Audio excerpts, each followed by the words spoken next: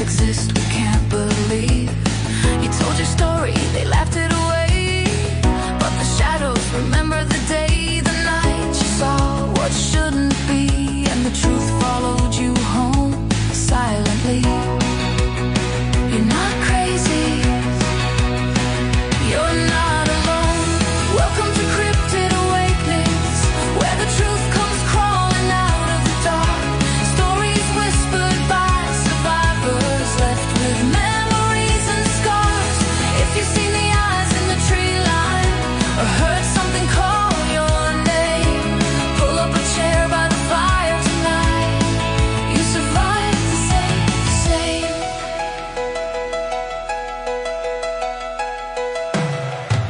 Dogman howls through the hollow hills. Something moves where the forest chills. Sasquatch steps where the moonlight dies, and something ancient still survives. You try to run, you try to hide, but some things walk just outside the edge of what we understand, and they still roam this land. Welcome to Cryptid Awakenings, where the truth comes crawling out of the dark. Stories whispered by survivors, left with memories and scars. Welcome to Cryptid Awakening. Survive.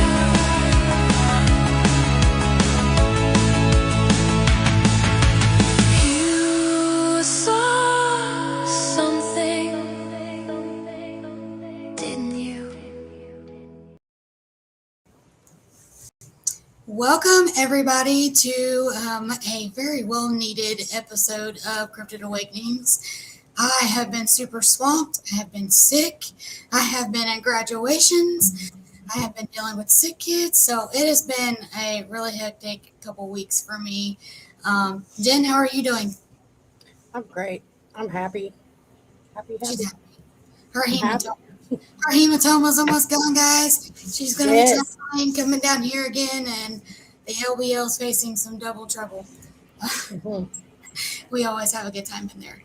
Mhm. So tonight, guys, before I bring out our guest, and this is a good guest. We got a good guest tonight. I love his stories. I wanted to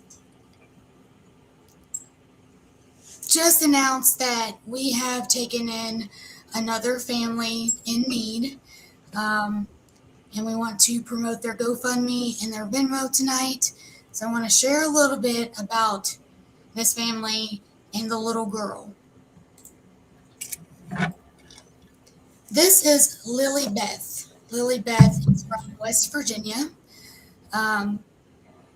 And she is suffering from, let me see if I can get this right because it's a tricky word. I have my Google pronunciation thing right here.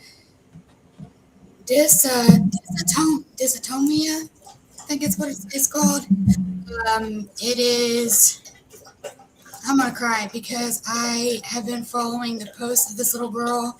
I know the family very personal. I'm very personal with this family. I grew up around them. I was friends with Lily Beth's mother and her aunt. I graduated with them both. Their mom was like a mom to me, and this is a really good family, and they need all the help that they can get for this little girl. She can't stand more than a few minutes without passing out, so she needs a wheelchair, and with being in a wheelchair, you need a wheelchair ramp, and they are needing help building a wheelchair ramp, along with help with travel expenses, lodging expenses, food expenses to get Lilybeth to her doctor's appointments. She travels pretty frequently during the week to Cincinnati, Huntington, West Virginia, Charleston, West Virginia, and we'll be going to Philadelphia to meet with a medical team there as well. This is such a sweet girl. My son had the hugest crush on her in kindergarten, and her mom's name is CJ. CJ has done a very well job raising her, and CJ needs some help. So I wanted to share this about Lilybeth. I plan on making a post and putting it on the Monsters Unleashed page on Facebook, on our Instagram, on our YouTube, and our TikTok. And guys, I know times are hard, but if you could just do $1, that would help. If you could just share it, that would help. Let's get this out there and help this family, because they really need it right now.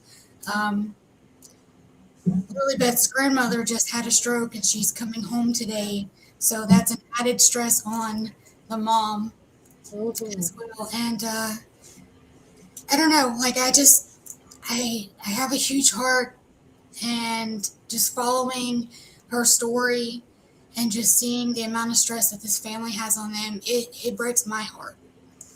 And I just want to see if we can help them out a little bit. I plan on donating. I plan on sharing this for however long it takes to kind of get them the help that they need. So if you can, please consider donating, or at least sharing it and getting it out there. I will have it posted on our social media by the end of the show. Let's see if we can help another family. We just got done helping Alicia Maxey and her family, and I heard God calling me again following these posts, and I want to try to help them as well. So Yep. it's a pretty sad thing. She's really going through it. The whole family's really going through it, and she has a sibling, and it's a lot on the mom. I can't even begin to imagine how she's feeling with everything. So CJ, if you're watching this, you have the whole Cryptid team here to help you, and we will do our best to help you in any way, whether it's talking so you can, or listening so you can vent or cry, whatever it needs, we got you. So I'll leave this up for a couple seconds so everybody can either screenshot it or read through it a little bit. She started experiencing joint pain at 2 years old, and they were told it's because her joints are slipping out of place. She then began passing out at 5, and no one could pinpoint why. So they just went on with their lives until last year, when her joints became severe and widespread, along with passing out episodes increasing in frequency. And then in August of 2025, she began experiencing widespread symptoms along with her syncope. She has very systemic symptoms daily that interfere with every organ in her body. This disorder she has, it is a connective tissue disorder with an adrenaline insufficiency and a multiple hormone insufficiencies, and it keeps progressing, and like I just can't even begin to imagine what the mom's going through, or the little girl, because it's hard being a mom and seeing your kids go through something like this. So guys, again, if you can help, please do. whether it's by donating or just sharing. Let's get this out there. Let's see if we could get them some help.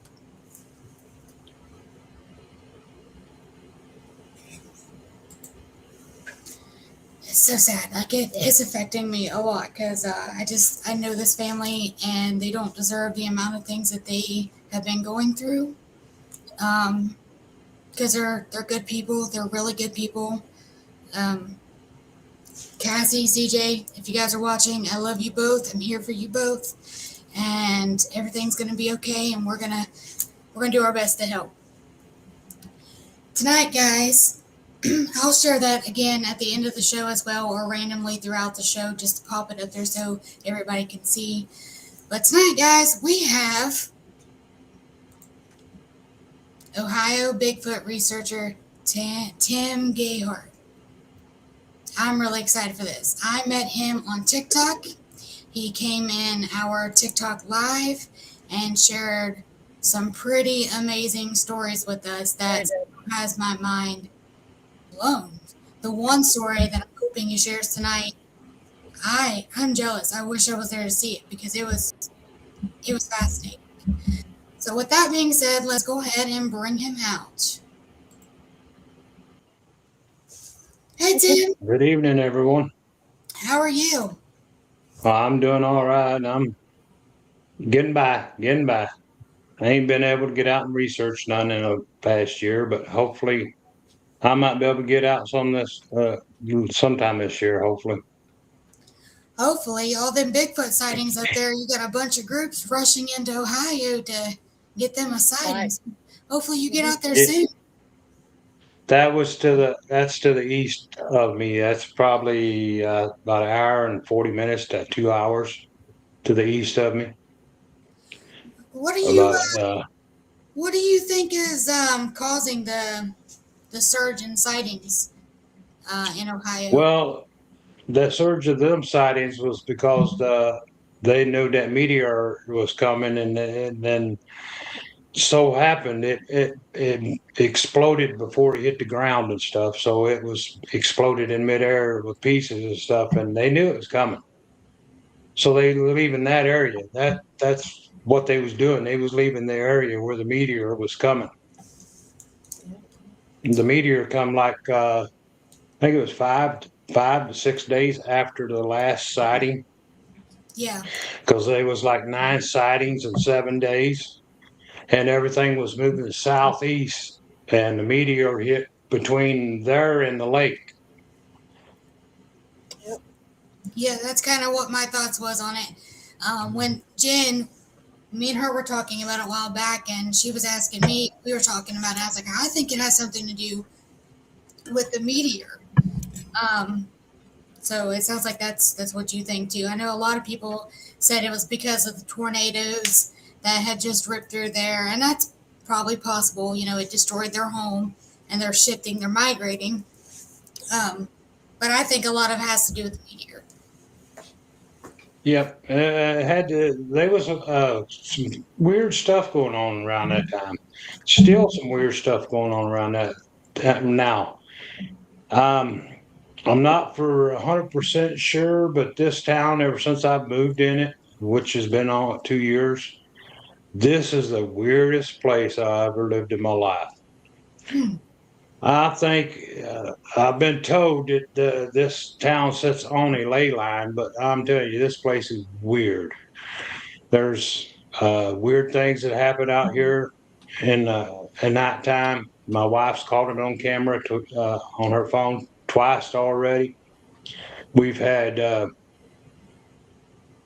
some kind of looked like a rocket, something in the daytime when we was outside in the sky, and it's just strange. I mean, I've lived in haunted houses and stuff like that, but this area, well, I live in one right now. I had to cleanse the house the other day because it scratched my wife, and I run it out, and now she's hearing voices outside, and there's a little patch of woods right in front of our back door, and she keeps hearing voices. I said, leave that alone. That's what I run out of here. But Wow. it's crazy. This area is, I don't know. Well, the Bigfoot come right here in the backyard, which we'll get into that here with the pictures and stuff. But yeah, I'm Tim Gayheart. I've been researching Bigfoot since 2021 when I had my first full body sighting. And I've had strange things happen all my life out hunting and stuff. And when I was raised in the hills of Kentucky in the eastern part, we had strange things went on there when I was a child, and I don't know what it was, but there was one area on the property where we lived I would not go into.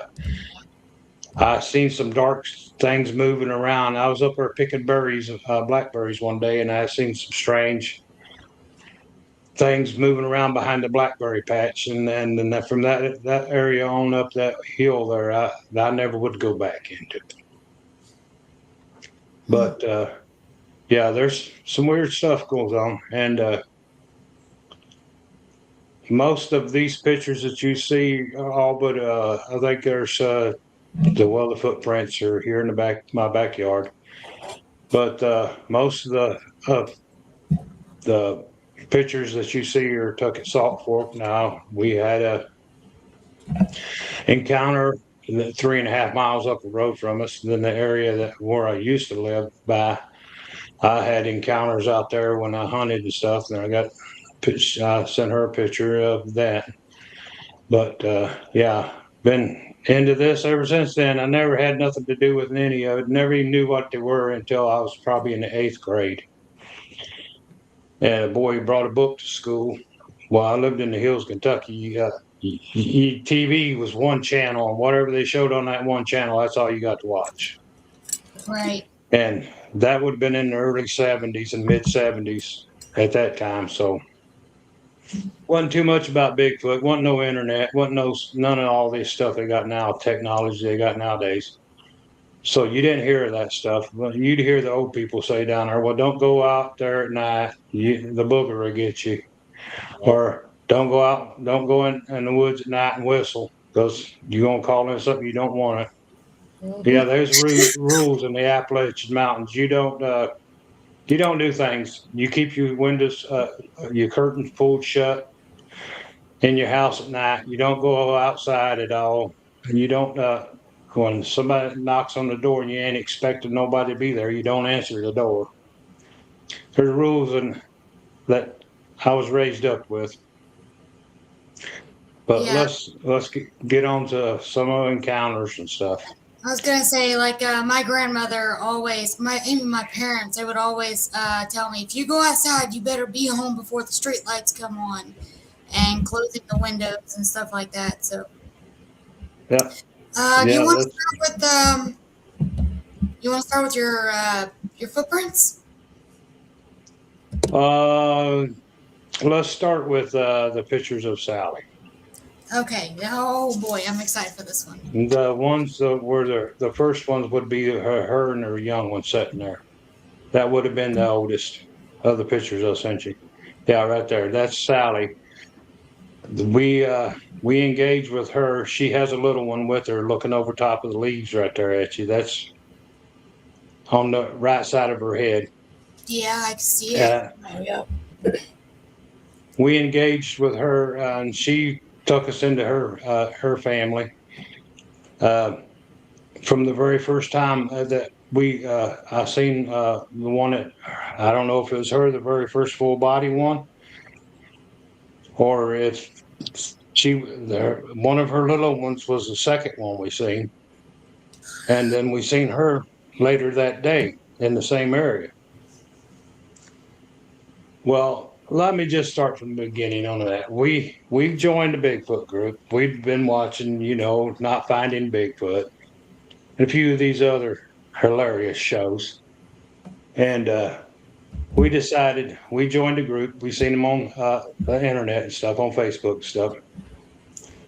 And we joined the group, and they was having a camp out meeting and stuff on a weekend in Salt Fork. This was 2021. It was in early April. I think it was April 13th or 14th. It was for that weekend.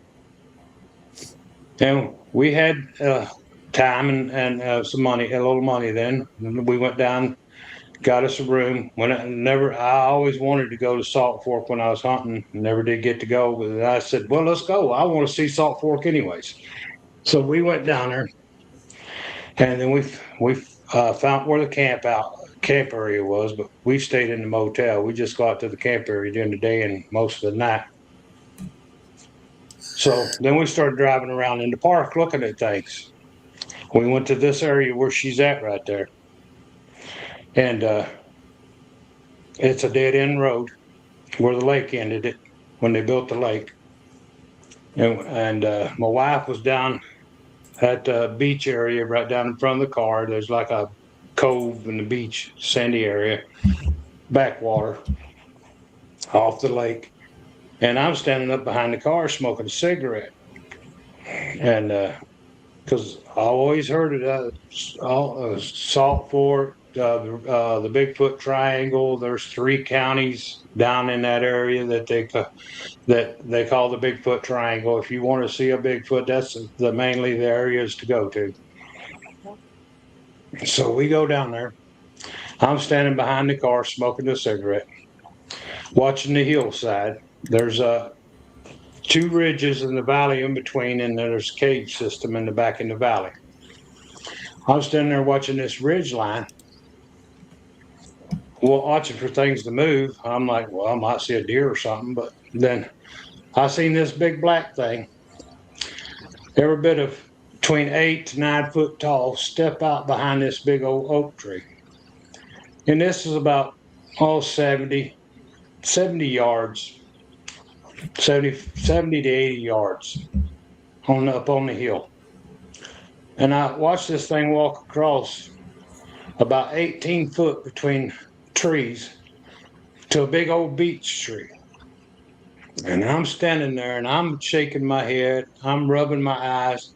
I'm arguing with myself saying, no, you didn't just see that. That ain't no way you seen that. Because I knew it wasn't a man. And I knew we don't have the bear. There's only maybe in that area, I think they say there's only a population of 3 or 4 bears in that county. Yep. Ohio don't have very many bears at all. And they're over in the hilly part of the state is where they are at. But I'm like, no, bears don't walk on their legs. It ain't no bear here. And I'm arguing with myself that I've seen this thing. And then I said, well, should I holler for my wife to come up here, or should I go get her? Maybe it'll stay here. She'll get to see it. I knew what it was after I seen it. Yeah, that's a Bigfoot. And so I walked down to the lake where she's down there looking for shells and stuff, tracks, rocks. And I said, I think I just seen a Bigfoot. She goes, where? I said, right there on that hill. She said, you think it's still up there? I said, I don't know. I try to be quiet coming down here, so let's see if it'd stay there and watch. And I said, let's walk back up there. We walked back up there. I stood right in the same place where I smoked a cigarette, and I showed her the tree it come off behind and the tree it went behind. And she said, well, and the way it was moving, it would have been moving up the hill away from me. And she said, well, let's walk down through here and maybe we can find some tracks or might get to see another one walk down to the dead end. So we started down there, and there's a guardrail blocks it there. You have to go out around the guardrail. We go out around the guardrail, and there's this fallen tree. And she said, babe, don't fall over that tree now. Be careful. I walk with a cane because my legs and back don't want to work right. And so I said, all right. I eased across it. We walked down through there, and I seen these paths coming off the hill, animal trails, and I'm looking in these animal trails where there were, looking for any kind of track. I don't see no deer tracks. I don't see no kind of track. It's just wore down, flat, slick. And I said, well, something's coming off the hill. And there was the first one I seen would have been straight up above that one is where I seen it cross between the two trees.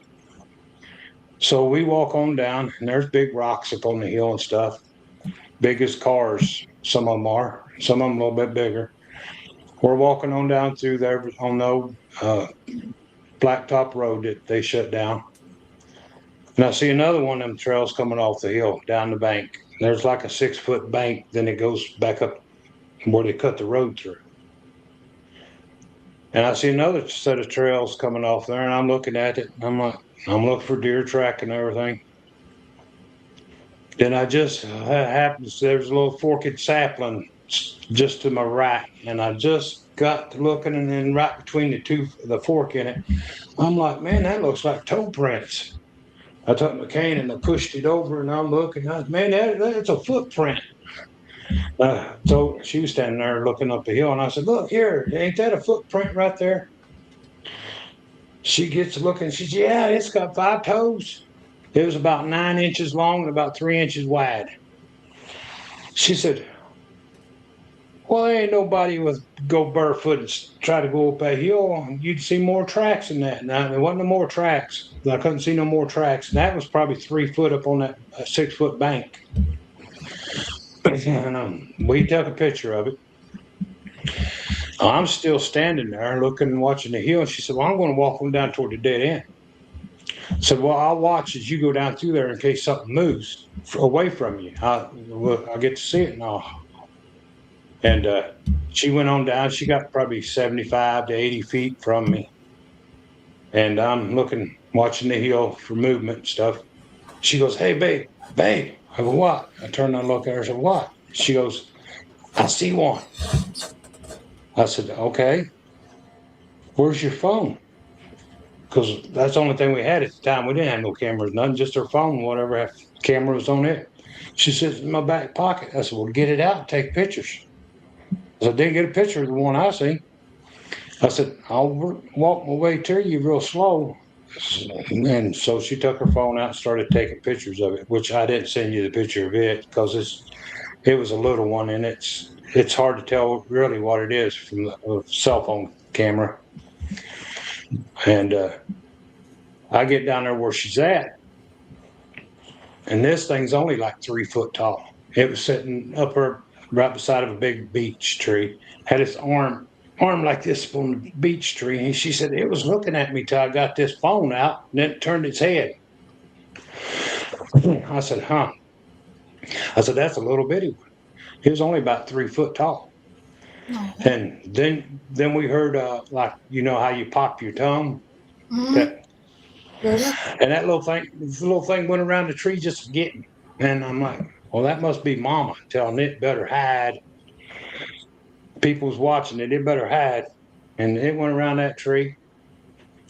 And we stand there watching, looking. Never did see it go up the hill behind that tree. And I'm like, well, where'd that little feller go? I said, "You walk on down that way, get you a clear spot to look through the bushes and see if it's sitting right behind that tree." Because it's a big beech tree. It's probably 30, 40 inches around. So she walks on down that way toward the dead end more. She said, "No, I don't see nothing behind that tree." I have no idea where that little thing went to after it went around that tree. I never did see it go up that hill unless it stayed right in line with that tree and stayed out of sight. So we messed around down there for a while. We come back out toward the car, and she said, "Well, let's go over to Bigfoot Ridge. They say that's a hot spot to see one." I said, well, let's go then." So we get in the car and we drive over to Bigfoot Ridge. We go up there, and they have camping areas there, primitive camping areas, but they have restrooms there for each campsite. It's like you can bring your whole family and rent one site, and that's all it's allowed on that site. And it's got like 3 or 4 picnic tables, 3 or 4 fire rings, bathroom for male and female on each site, but they're outhouse porta pots, like bathrooms. And we sat around there and looked around down over the hill, took some pictures and stuff. We kept hearing something down in there breaking branches and stuff, walking around, but never could see none. The bushes was too thick. We stayed around there for probably an hour, hour and a half. Then we come on the way out. She wanted me to take a picture by the Bigfoot Ridge sign. We did that. We're coming out to the main road on the main road in the park. She said, "Let's go back down to Jose." I said, "All right." So we might get to see one. See that? See one of them that you see, and that little one or not one you see. So we're driving down the road, going back to that place, and it just come in my mind. I'm like, Sally's going to come out and show me her hairy boobs. My wife, she's driving, she whips her head. She goes, "Who's Sally? And why is she going to show you her hairy boobs?" I said, "That's the name of the Bigfoot female. She's going to come out and show herself to us." My wife, "Oh, shut up. You're crazy." So we get down there. We go down, park, same place where we parked when we went the first time that day. And that was probably around 11, 12 o'clock during the day. Now it's closer to 3 o'clock. Because we was going to go to the camp meeting and stuff, and that was in the evening, so we was doing our running around before we got to go to the camp out far and stuff. So we're going back down through there. Exactly the way we did the first time. Go out around that guardrail. And I'm walking. She's ahead of me walking. And I come to a dead stop. And I'm going, where did that log go? It was across this road right here. She comes to a dead stop and she turns around and looks back at me. She says, "Yeah, where did that go? We crossed that when we went in and come back out a while ago." I'm looking around and I see 3 big pieces of log laying over here next to the bank. Where the bank where they cut through, where we found the footprint. And I'm like, I walked over to where it was, and it was like in a triangle shape. And I'm looking at it. There's no saw marks. There's no axe marks. Now this is 8 to 10 inches around. This thick. Yeah. And I'm looking at this, and it was probably 18 foot long. And well, long as a 2-lane blacktop road, wide. And I'm looking at this. There's no. It's broke. It's broken into 3 pieces, like 5 to 6 foot pieces. And I'm like, you could drive a truck up on that and not break that thing. I'm like, what busted that? It ain't no saw marks, so it wasn't Park come down there to clean it out of the way. And I'm like, man, that just messed with my mind. And I'm like, trying to figure out how this log gets broken 3 pieces, and it's over here next to the bank, which is probably 15 foot from where it was laying before. In one piece, it was laying there. And I'm like, I couldn't, it just wasn't sinking in there ain't no human being breaking that kind of wood, that thick of wood. And it wasn't rotten. I mean, it was dead, but it wasn't rotten. It was, you're talking something to take probably 2,000 or 3,000 pound force to break it. And so I said, all right, we'll walk on down through here. We go on down through there.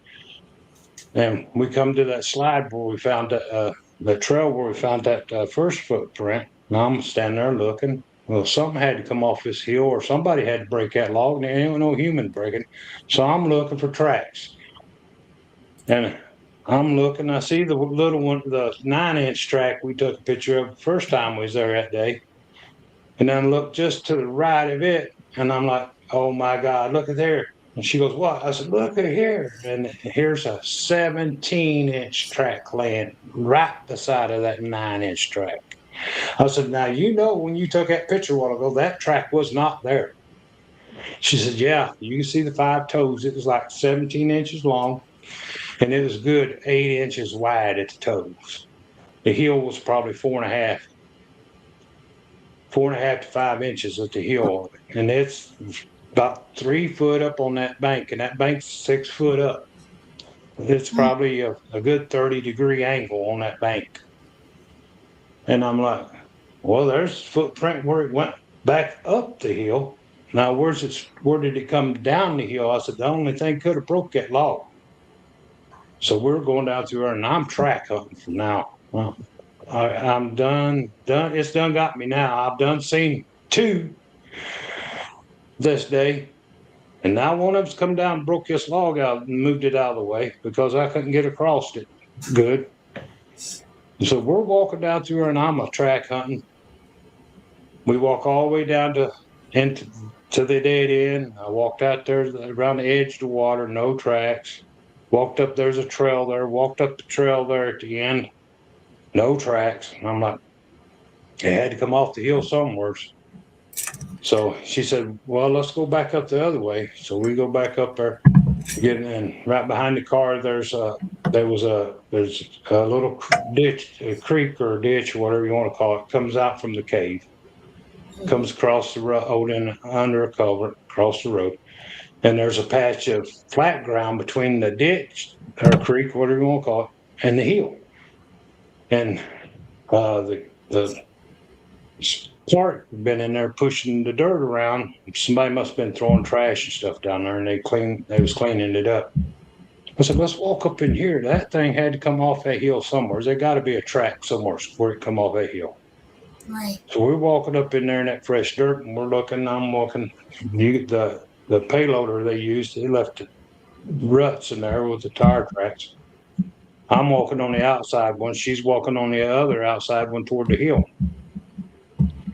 I'm walking on one towards the ditch, and I'm looking, and she goes, babe. I go, what? I turn and I'm looking. She's at a dead stop. She goes, I see one. I look at her again. I said, where's your phone? In my back pocket. I said, get it out. Get a picture. Oh, that sounds Ain't like nobody gonna believe it. Ain't nobody gonna believe this stuff. So she gets it out and starts taking the picture. So I walk over towards her real slow. And she said, it's standing straight up the hill, right there, straight up in front of me. And I'm like, well, I can't see it. Too many bushes here. She said, well, she stepped back just a step. She said, now step right there right in front of me and look straight ahead. So I stepped right in front of where she was standing. I looked straight ahead, and there she's standing right beside the tree. You can see from just only one shoulder was behind the tree. She was facing us. And she goes, that's a female. I said, well, I told you Sally was going to come out and show herself. She said, you think I can get closer to get a better picture? Because like I said, all we had was a phone. And then that picture ended up getting stowed. Oh, And Man. yeah. Hey, we have a question for you. Squatch Topic PA, he wants to know, what's the closest you've gotten to one? less than 7 foot. Wow. I was sitting when we get to the pictures, I explain it where it come and touched the truck when I was sitting there. And so we go. That was that side. And so that's 3 now that day. Now she's seen the little one and that female, which is Sally, is her name, is which she told me her name is. I'm gonna pop that Now picture. I don't. Yeah. In case anybody that's new that just joined, I'm gonna pop it back up because it's really fascinating. It's a beautiful photo. Well, you can pop that one up, then pop the one up at her face is where it's cropped and circled. Okay. Because some people that's just a dark spot in the woods. Well, if you zoom in, you can tell it's not a dark spot. So this one's Sally and the baby. You can see the juvenile, and you can see Sally clear as day standing, and then you can see the juvenile standing. That's an amazing photo. And then this is the one that's cropped in. Yeah, it's the cropped in. Yep. And the baby is just right to the right of her face, looking up over them leaves there. Yeah. You can see his eyebrows on top of his head. And if you look down below her face, you can see her boob. Yes, you can. Yep, you can. That's so funny. It is. But So, I would yeah, have reacted the same way your wife did. I'm like, who in the world is Sally, and why is she going to show you her boobies? Oh But yeah, that's an everyone's a vet. instinct of a wife is who's Sally? Yeah, you're gonna get questioned when you start mentioning women's name. Race King, this is a Bigfoot. This is Bigfoot. This is Yep, a Bigfoot and her baby, and her name is Sally. yep. Now that was in April of 2021, and we've what you say was introduced into the family then. And every time we go down there, we go to that area, we gift her things, we gift her cakes and stuff, and she comes out and shows herself. We've showed her to at least 20 people. The one time there was 5 people there when we showed it. She come out and showed herself to them because we asked her to. Then another time there was, I think, 4 or 6 people in that group. We asked her to come out and show us. Well, Renee was with the group. I was at the camp because I didn't want to interrupt them because I was having issues about walking a lot. And I'd already been up to the camping area and stuff for 2 days almost. My back was really sore, but she took a group down there, well-known investigators, and they got to see her. And we've took first time people has never seen one down there. And as long as we think they're good people, I'll make sure they're good people before I ever decide to take them down there. Right. Just because you talk kind don't mean you're a good person. So your intentions means a lot. They don't. They go by what you have in your mind and your heart. And they know they can read you like a book. Yeah. And there's some people you can't trust. So if you can't trust them, you don't want to take them try to show them any of them because they don't trust them either. And like I said, we've took see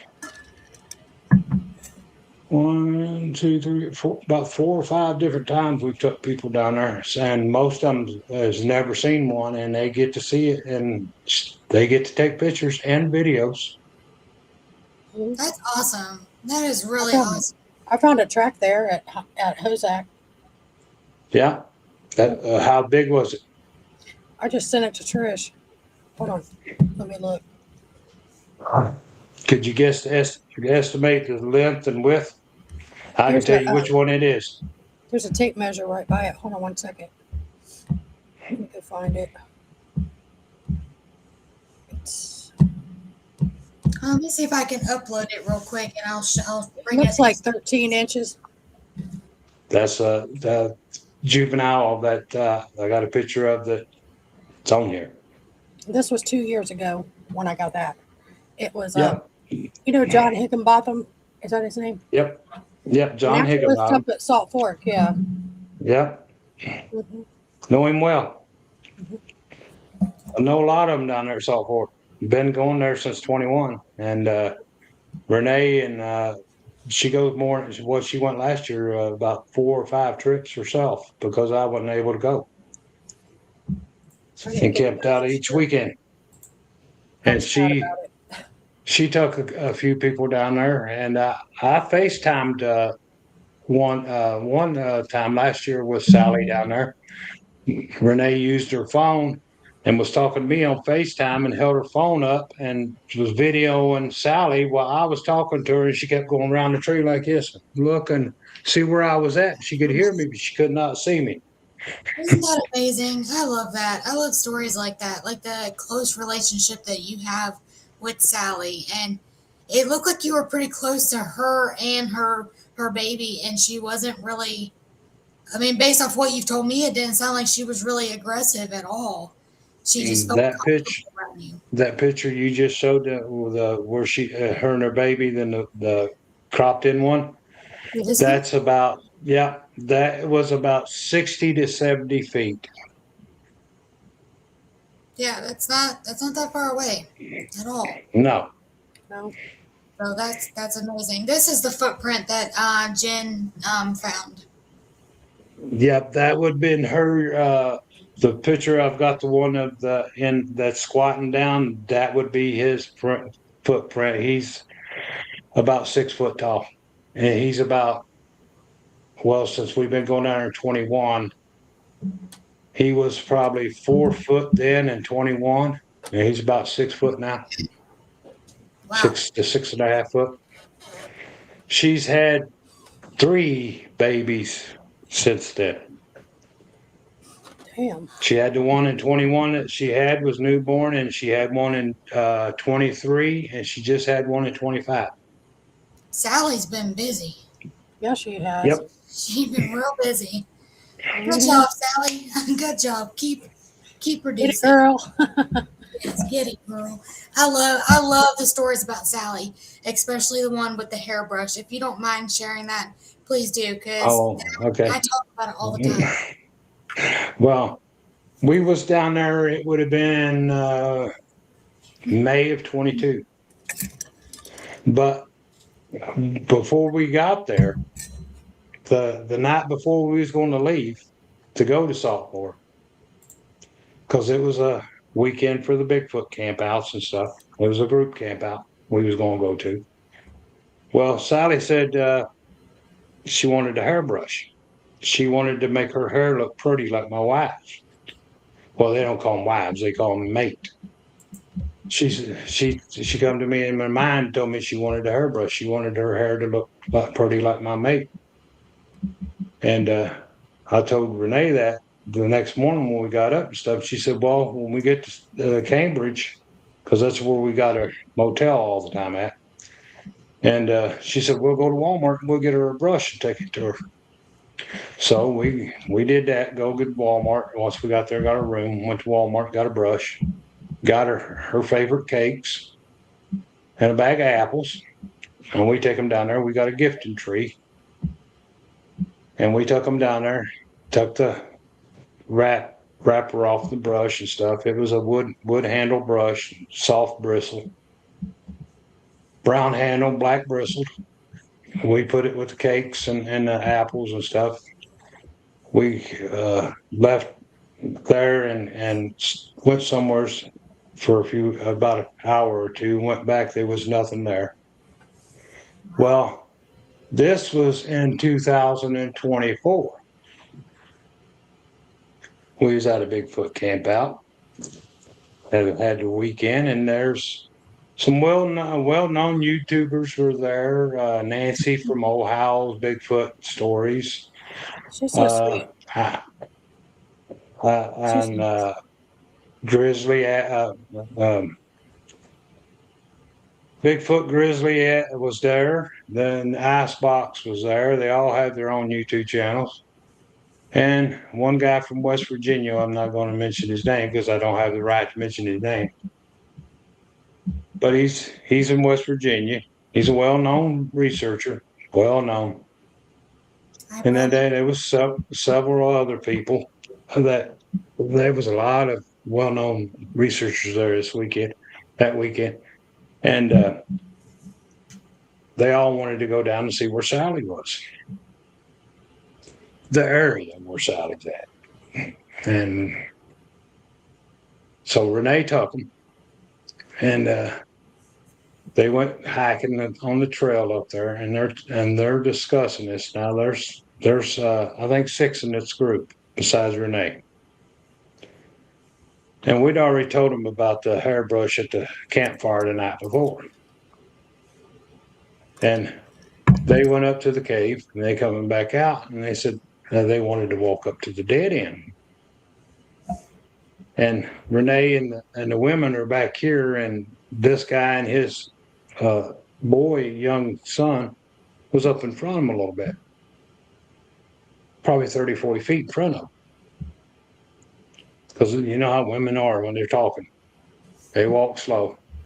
And he starts hollering, "Renee, Renee," and he is shook up. He is overexcited.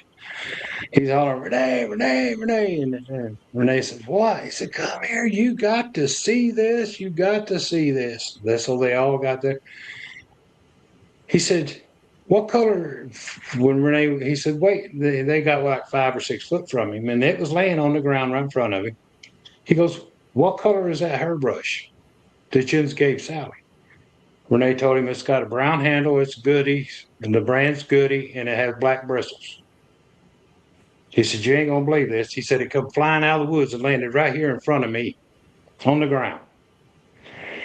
Renee said, yeah, she's just showing you she's here, that we ain't liars, that we was telling you the truth, that we give her a hairbrush. And he's looking at it on the ground. He says, I'm not going to touch it. You come pick it up. She knows she is. Because he'd never seen her before. Right. He just heard the story. So Renee comes over. She reaches down, picks it up, and he said, that has got hair in it. And the handle had little flat teeth marks on it where one of the babies had been chewing on it. Aww. And he goes, man, you got all kinds of DNA there. Renee goes, we don't do that stuff. We're not here to prove it. We know they're real. We ain't here to prove it to you or nobody else or anybody in the country. If you don't believe what we say, we ain't here to prove it to you. Right. We don't collect DNA. We do a cast once in a while. We do take pictures. We do tell her encounters. I tell them. She don't get on podcasts very often. He said, okay. He says, she goes, now I want to take this down here and put it where it belongs, where she gets it. And she walked it down and put it to the gifting tree, and they stood up there. And she goes, do Jens want to see her? She said, I trust Jens, and she'll trust Jens as long as I trust you. But yeah. So she walked them down to the little clear area. She said, Sally, these are my friends, and named them all. So they would like to see you. She just steps around the tree and looks at them. They all couldn't believe it. And only, I think, 1 or 2 in the whole group, out of all the people there, I think only 2 took a picture.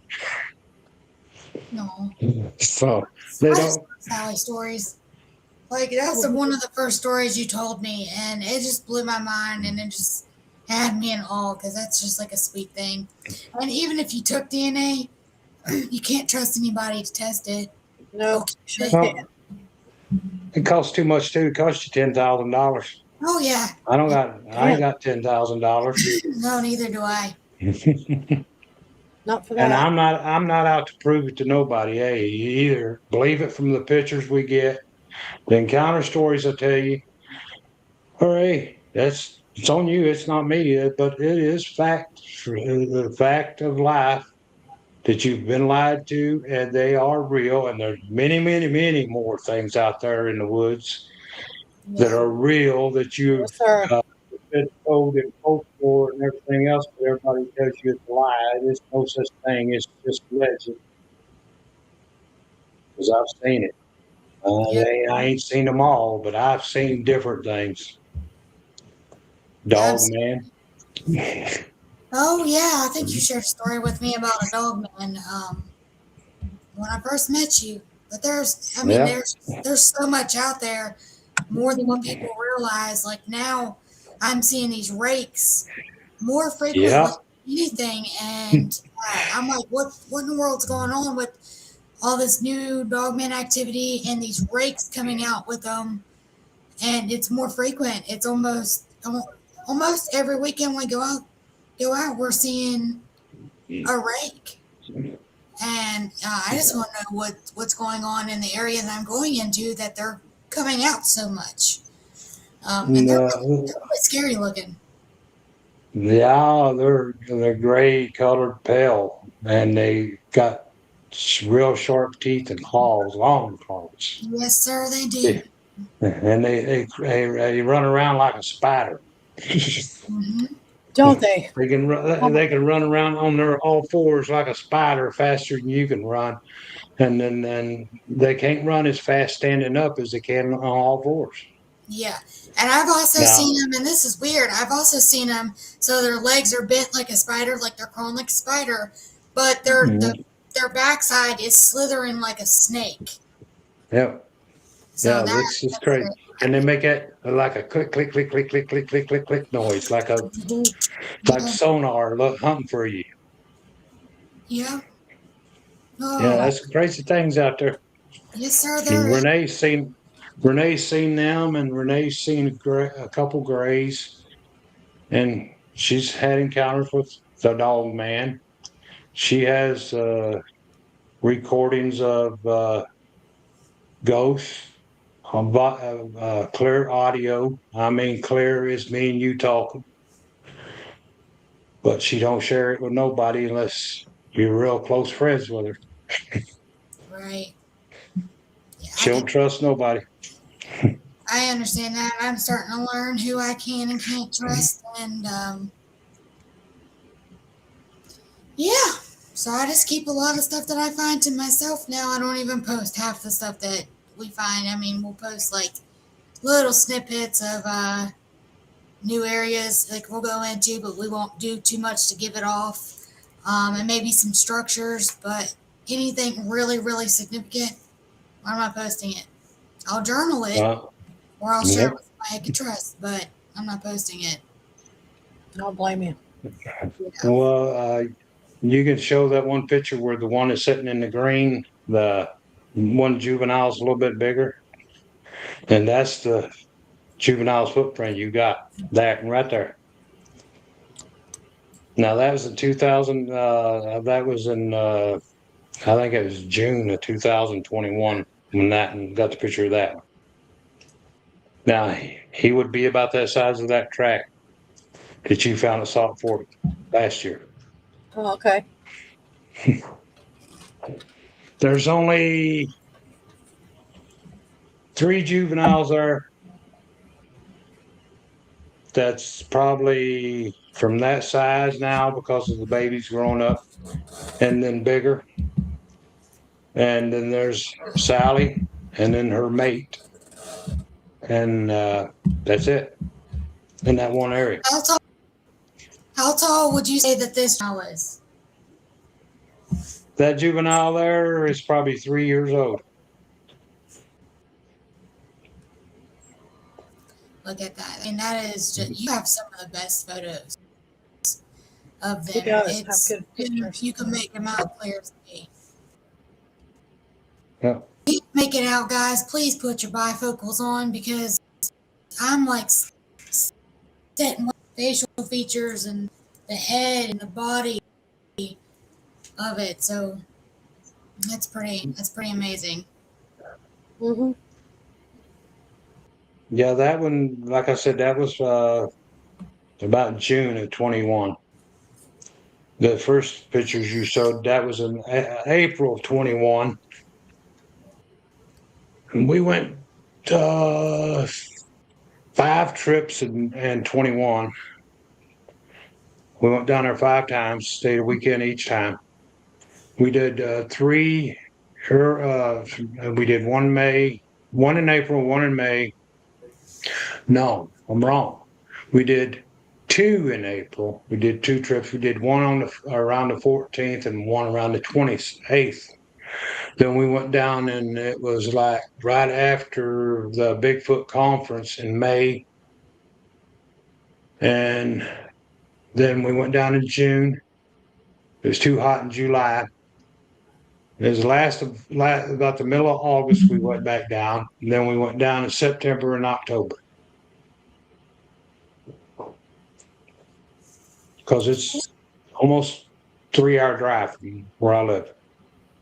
You had a couple other pictures of Sally, I believe. Do you want me to pull them as well? I think. Yeah. Yeah, that was just this in 2020. Let's see. Yeah, 2025. That was let me think now. What would have been September 2025? Yeah, them are that's Sally. Them pictures was took while I was doing FaceTime with Renee. The lady was with her was taking pictures while me and Renee was doing a FaceTime call.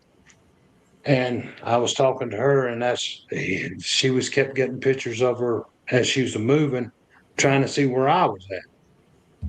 Oh, The video's on our YouTube channel and on my in Ohio Bigfoot Researchers. The video of that all's on there, and that was done while I was FaceTime. We was FaceTiming, and the lady who was with her. That was the first time she got to see Sally. so you and Sally, or you and your wife and Sally, you guys have a really close relationship. Yep. That's good. That's really good. That's it's beautiful. I don't know why a lot of people are scared of them. It's like, you be respectful, like you said, good intentions. Be respectful. They're not going to hurt you. And leave them Well, be. I don't. We don't press it. When you go into their area, we're real in tune with our senses and our sixth sense. When we go into an area like Sally and stuff, we feel what is going on in that area. And if you get the feeling they don't want you there, it's time for you to leave. Yep. So we leave. We don't press our luck. We don't push them, and we don't want them to get mad, because we've seen one mad. Right. Renee got hit with a rock. They don't miss when they want to hit you. True story. And that was because she disrespected them and went into one of their nesting areas where they keep their young while they're out hunting, and it's more like the sleeping area too. But they leave their young there, and they scared the young when they went into the area. When they found this nest area, and it scared the young, and they went inside of the nest, but the young would already got out of it. They disrespect them because they did not have permission. They didn't ask to go in there. And believe me, the two people that Renee and another person that did it, they both got hurt. The one got his shoulder almost ripped off. Oh my goodness. He got knocked about 8 foot in the air. Oh my goodness. And then Renee got hit with her. I was with her. We was out here in the area where I got the one picture with one's face and the vines and stuff. Yeah. Where I used to hunt. There's where she got hit with rocks. They throwed 6. And I was walking off and we was getting ready to leave because they was getting pretty aggressive. They started stomping their feet and stuff after they throwed 5 rocks. And I'm like, it's time to leave. And I was trying to calm them down, saying she didn't mean disrespect, but by going into that nest and stuff, but paybacks are paybacks. And I think that's I where started walking off to go to the car, and just as she started to turn, here come another rock out of the woods and hit her in the leg and left about a silver dollar sized black bruise on her leg. Ouch. I'm glad it didn't hit her in the head, because if it would have hit her in the head, she would have it would have been way more serious. But that's She where would have knocked her out. it would have. That's where people mess up. And I don't think, well, I think some of them mean to mess up, but then I think some of them just don't really know. You have to follow your intuition in those moments. If you feel like you're not wanted, that heavy feeling, you need to just leave. Mm-hmm. Yep. You don't push it.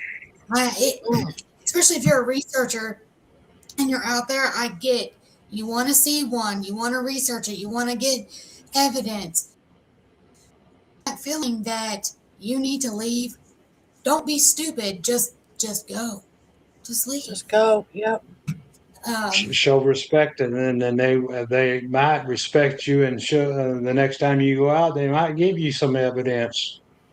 Oh, and that's not me calling Renee stupid at all. I'm talking about other people, because Renee knows what she's doing. She knows what she's doing. Well, they was new to doing this and stuff. This was like 2023. We'd only been doing it for a little over 2 years. We was new to the stuff, and she didn't know that you don't go to do things without permission from them to be doing. Right. Hey, Squatch Topic says, you should tell Sally that you know Lulu and see her reaction. Know who? Lulu. I don't know Lulu. Yeah. He's probably trying to make a joke. No, he was talking about Lulu the other day. I guess they used to call Bigfoot Lulus. He knows a lot of information. He'd be a good person to talk to. He is very informative on things, just as well as you. But he was Well, talking.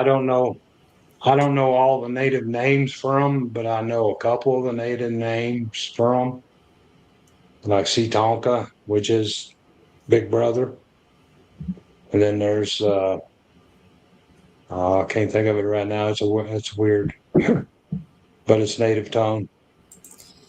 He said that she's a Lulu. That's their ancient name. Oh, so I'm not no expert in none of this. I'm just what I know, what I take for seen, and what I take from other people is the truth.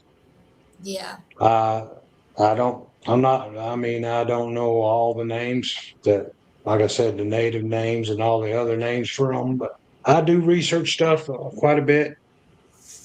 But I'm not real knowledgeable about a lot of stuff. So what about this, Sally? Or what about this photo? This one blew my mind. I said, my response was, if there was no trees, this is almost a patty picture. Yeah. Yep. That one's 3.5 miles up the road from where I live right here, right now. It's called Milan Wildlife Area. The Huron River runs right. We're right behind me from this picture. The Huron River was only like 20 foot. This was walking between us, and there's a small ridge, which is a floodplain, and it was walking Renee and my grandson, which was 5 years old then. This was November of 24, right after Thanksgiving. We went out there. We was taking him out. It's his first time he ever went out researching with us Bigfoot hunting. And him and Renee went on up. There's a trail that the hunters use. Right, goes upside the river, and they use it to fish. So they was ahead of me and my daughter. Which, like I said, I walk on the cane stuff. I can't walk very fast. I can't walk too much on uneven ground because it tears my back and leg up.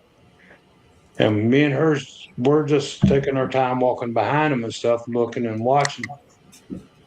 And my daughter and me, we see this tree break and twist. And I'm like, well, here, take my phone, go over and get a picture of that. And it's like 15 foot in front of us. And she took a picture of that, and then she turned.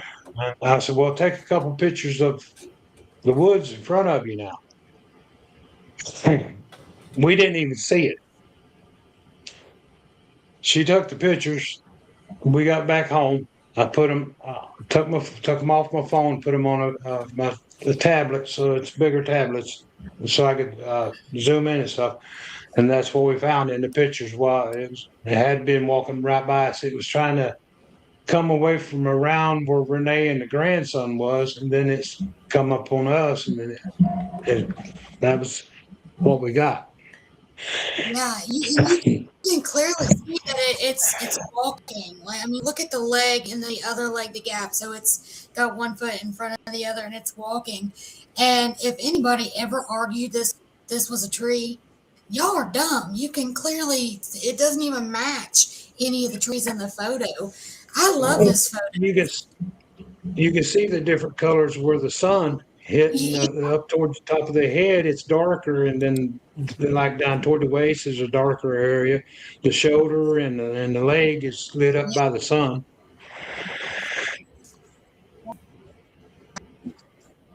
Capture. Oh my goodness! And like, I kid you not, I jumped up and I was like, "Babe, look at this! Look at this!" And he's like, what am I looking at? And I'm like, what are you just look at it. Is it walking? I said, I thought so. You didn't get the one I wanted to send you. I'm going to find it right here and see. I got an album. Oh, okay.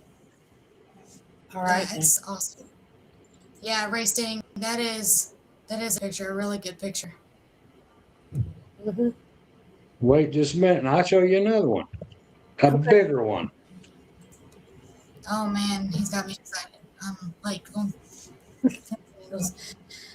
really hyper today, guys. Now, if you was here in person to see this picture, it would blow your mind because you can see the skin under the hair, you can see his fingernails and everything.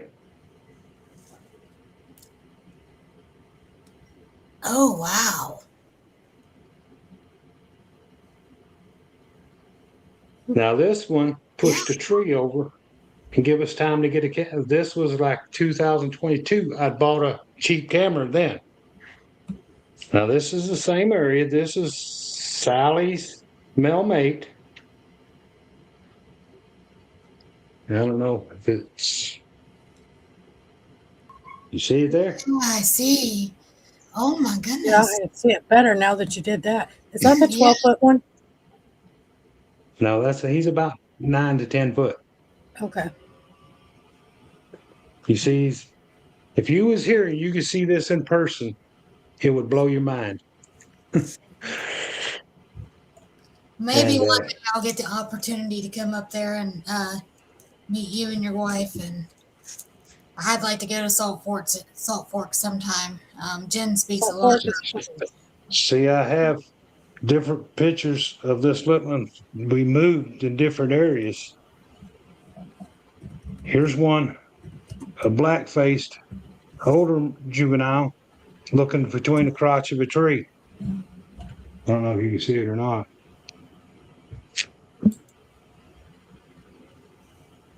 In between the two trees?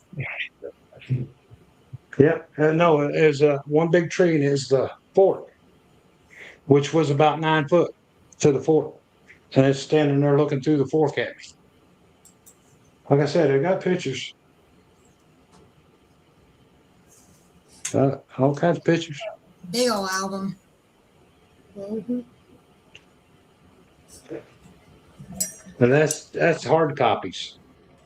That we don't have hard copies of every picture we got. We got pictures on here, got pictures on our phones, on the tablet. Do you keep like multiple copies and like on different devices? Yep. Yep. Me too. Because the one phone that she had, well, we got the picture that got stolen from somebody at one of the camp outs. That's why you don't you let people look at your pictures this reading. We put them in a picture album so they can't just hand them like this loose. We'll see them getting them out. Well, we handed somebody down there and they was loose, and we had the picture of her standing by the tree. I mean, there wouldn't have been no other better picture in nowhere I know of. And it ended up disappearing, and her phone ended up he deleted everything on it, completely wiped. Oh, like 3 weeks after that. Racing was wanting to know if you had any pictures of Dogman. No, not yet. No. Now, in the one picture, the one guy says there's a dog man in it, but I was trying to get the picture of the Bigfoot standing there, so I don't have no idea if there was a dog man to my left, to my right, or what. But he said it was to the right side of the picture. He looks like a face of a dog man. I don't know.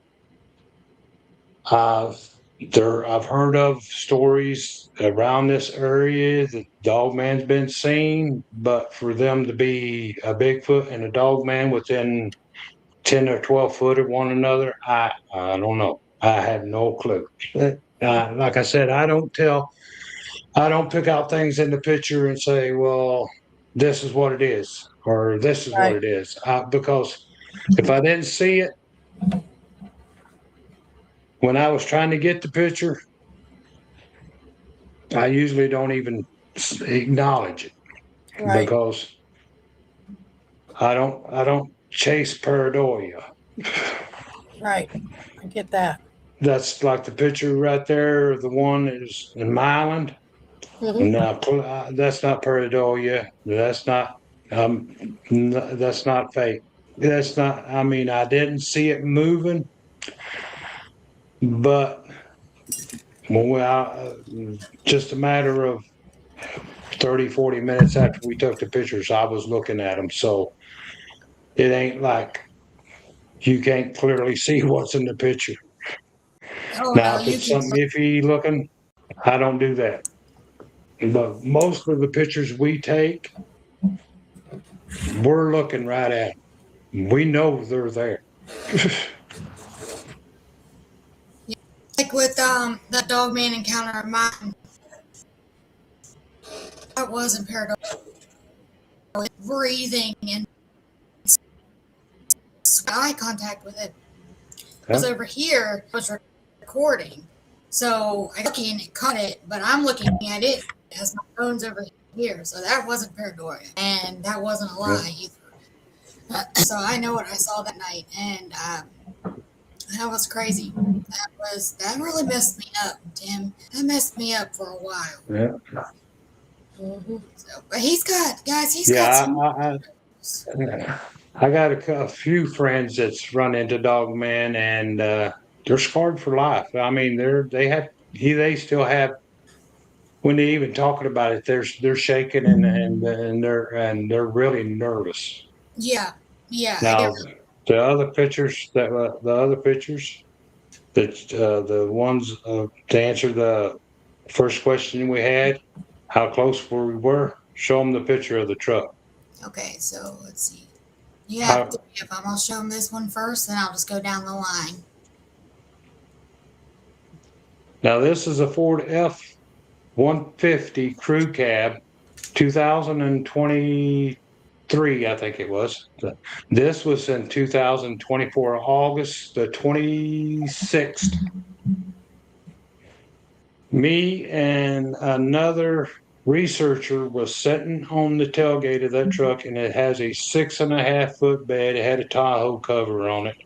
This is the back passenger door, which was the side I was sitting on the tailgate. She was on the driver's side of the tailgate. There was 16 other people down in the woods going down a trail. There was 18 of us doing research that night as Salt Fork. But this is a total different area than where we got the pictures of the ones. That's the part of his palm, and then this part of your hand. Just look at the The ridge. other one is a fingerprint. Yeah, you see all them dermal ridges? Yes, sir. Yep. A friend of mine took them to a fingerprint expert at the police station for the local area. His was for the county, and he looked at these pictures. I have them on the prints on a piece of double-sided tape, all of them. We lifted them off there like you would have, because the guy took these pictures. He's a cop. He was a cop. He's a retired cop, and he worked for the Bureau of Internal Investigations. And he took these pictures and showed them to his friend there, that is their fingerprint expert. And he said, they're so close to a human print, but they're not human. And he said, they're not primate. They're not an ape or a gorilla. He said, you can rule out human and you can rule out apes and gorillas because they don't mess. The humans, you have like swirls.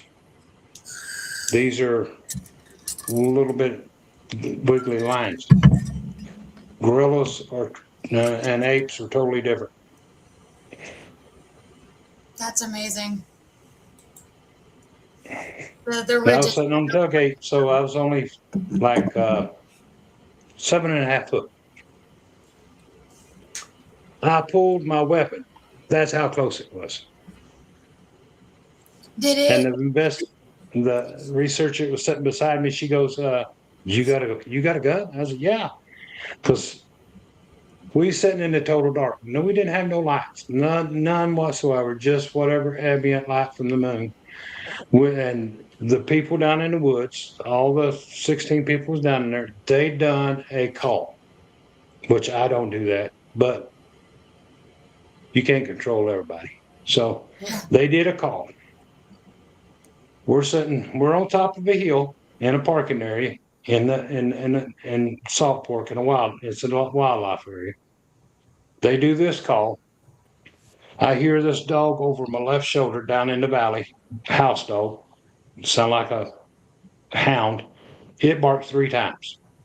Well, after that dog barked 3 times, then there was something that uh, made a crazy noise 3 times.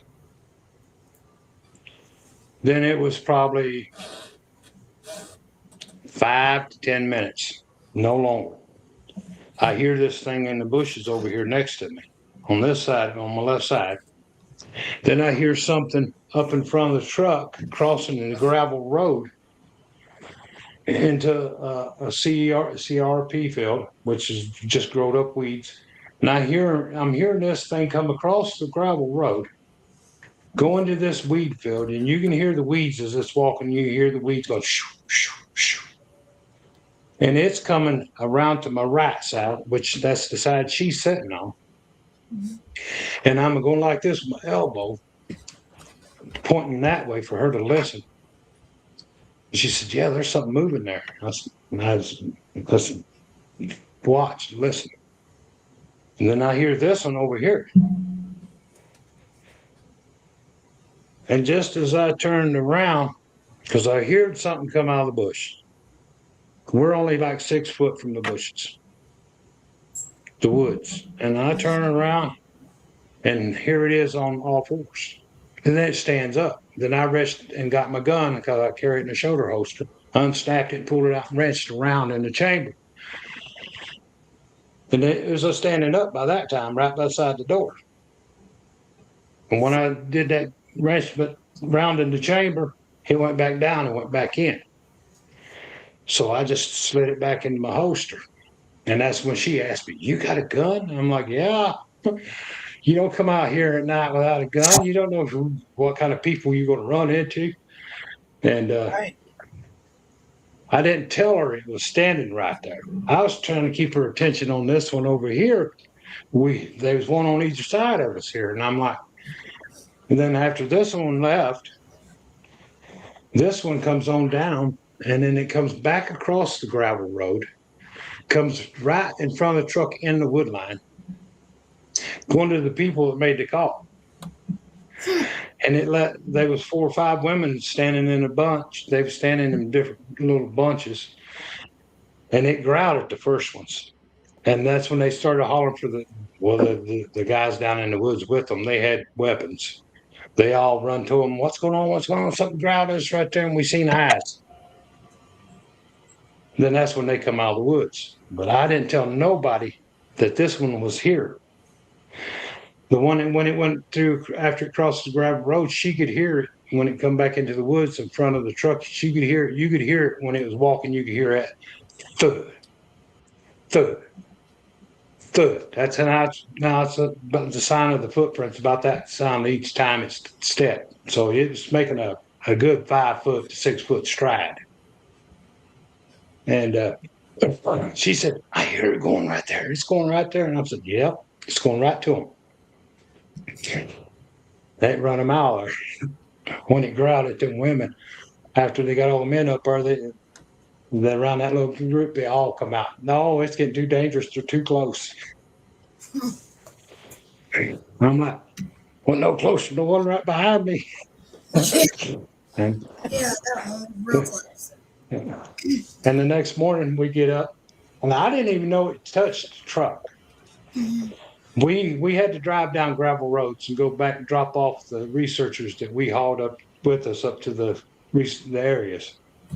And it's all gravel road to almost to the camp. And we drove all these gravel roads back, dropped them off, went to the motel room. I get up the next morning to go out and get something out of the truck to drink and to smoke a cigarette because you can't smoke here in Ohio in the rooms. So I go out and I'm walking up down the side of the truck to get ready to open the door to get a drink out. And I'm looking and I'm like, oh my God, that thing touched the door last night when it was here, when it was standing beside the truck. And I went back to the motel room door and I said, Renee, you come out here, baby. You got to look at this.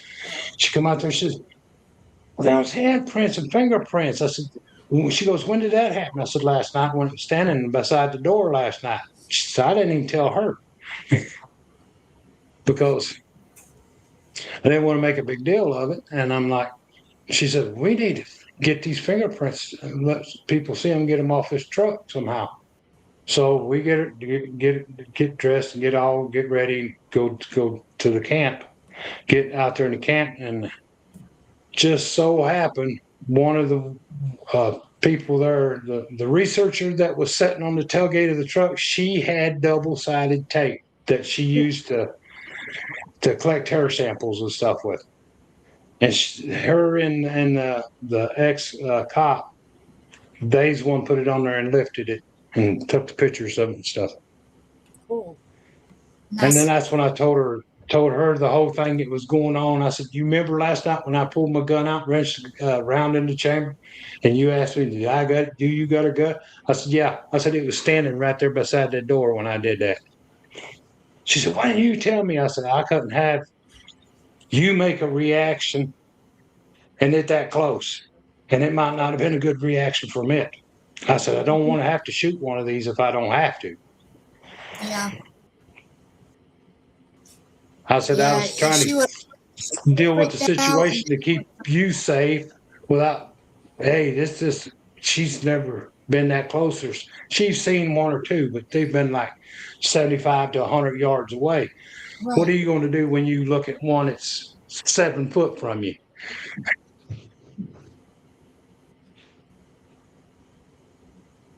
I didn't need no reaction because I once didn't knew that I had that pistol, that weapon.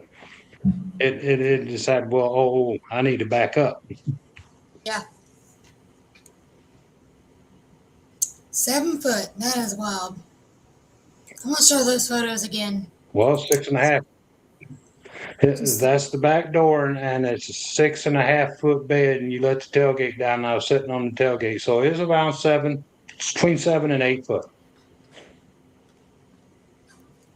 Look at those thermal ridges. That's amazing. You know, I've gotten prints on my truck a couple of times. Actually, the last one I got, I don't even think I have a photo of it on here, or I would show you.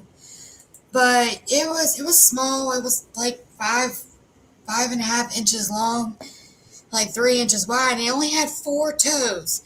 But the first toe and the second toe, there was a 1/2 inch gap in it, and you could see the ridges in it as well. And it was on my windshield of my truck. Yeah, that was a juvenile, and there is some out there that they're 4-toed. There's some out there that's 3-toed. There's some out there 6-toed. Now, this might be it. But yeah, this is one of them. Yeah. See how it's missing the one toe? It's missing like a toe. Yep. Yep. She's found those on her truck twice. It could have either got some cut off, or it could have been born with only 4 toes. That's what I was thinking. I've had people tell me, hey, Bigfoot print. It's only got 4 toes, 5 to 6. And I'm like, why can't that 4? What if they're born, or what if they got injured and lost a toe? Right. Well, the Nephilim, the giants back in the biblical time, They had double rows of teeth. They had 6 fingers, 6 toes. Some of them had 7 toes, some 7 fingers. And they're the ones the Bigfoot would always try to stay away from. The Bigfoot are a total different species than the giants. The Bigfoot's been here longer than the giants were.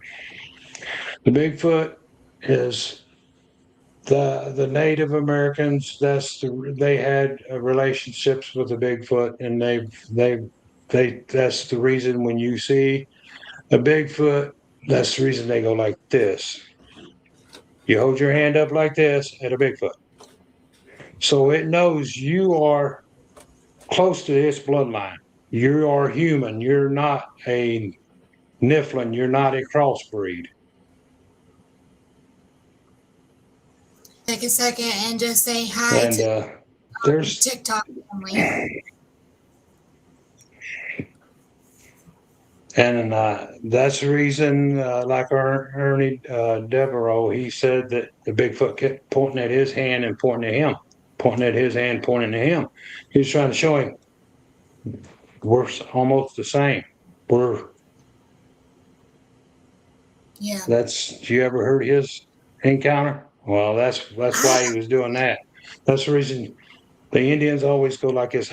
When they meet somebody, they go like this. Even with the Sasquatch, the Bigfoot, to see Tonkas, you go, and they know that means you're a friend, you're high, you're a friend, you're human, you're not a crossbreed. I didn't know that. I just learned something new. Thank you. That was. Yeah. So you think? And you talk to them just like you're talking to me. I mean, they understand what you're saying. Yeah. If you want to have interaction with them, you don't try to manipulate them, and you don't try to like people talk to babies and stuff. No, you talk normal. You don't scream, and you definitely don't want to show anger. Right. Because you're messing with the wrong thing to show anger. So you think that there's Bigfoot, and then we also have the Nephilim, the giant. Yep. Do we have? Yeah, I've heard a lot of people exactly what you just. So that's it. To kind of read more into it, because I think that they could be the spirits of the Nephilims. I don't know. I like hearing all the things about. They're spiritual. They can be spiritual beings and flesh and blood beings. Now, I mean, they walk, like the natives say, they walk between two worlds. They walk between the spiritual world and the real flesh and blood world. Right. That's the reason they can do more things than, well, we used to be able to do the same things, but we've just been dumbed down over the years. They're half the stuff, I'm going to say more than half, 80% of the stuff that you've been taught since you was a kid is to indoctrinize you, to control you. The real truth they hide. There is millions of Hicks, scrolls, of stuff that's been hidden and been destroyed from ancient times of, like the city of Atlantis and all this, that the Greek mythology and all that, that's all true. There's descendants from aliens or anotherworldly beings. Well, they're not aliens. They was here when it was created. You can't leave this hemisphere unless you're spiritual and know or can travel in between dimensions. You're in a dimension. You're not on a globe. There's a difference in reality. You're in one reality, and there's many different realities. Right. I think we have a couple more photos that we can we need to share. Oh, I forgot which footprints. Yeah, that was right here in the backyard, right here, right out my back door. Well, I've got a sliding glass door now. It used to be a back door since they remodeled. But that was right here within 5 foot of my back door, right here in the yard. That would have been let's see, we moved here in 2024 in October, September. That would have been October or November, right before it snowed. Which the Huron River is only like 1,500 yards west of where I'm sitting at right now, and it runs from Lake Erie to about 40 miles south. But Huron River runs north. It don't run south. It runs north. It starts in the south and comes north to the lake. Squatch Topic wants to know: are you learning bear claw? Huh? Squatch Topic, he wants to know if you are learning from bear claw. I don't know. That's a good print.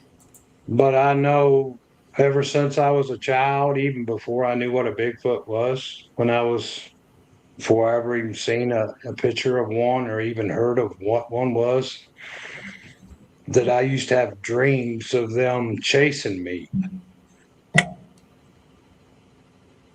And I never knew any kind of book or TV or anything. I never seen one, and I was always, as I got older and once I started doing this and stuff, and I'm like, why did I dream of these things before I even knew what they were?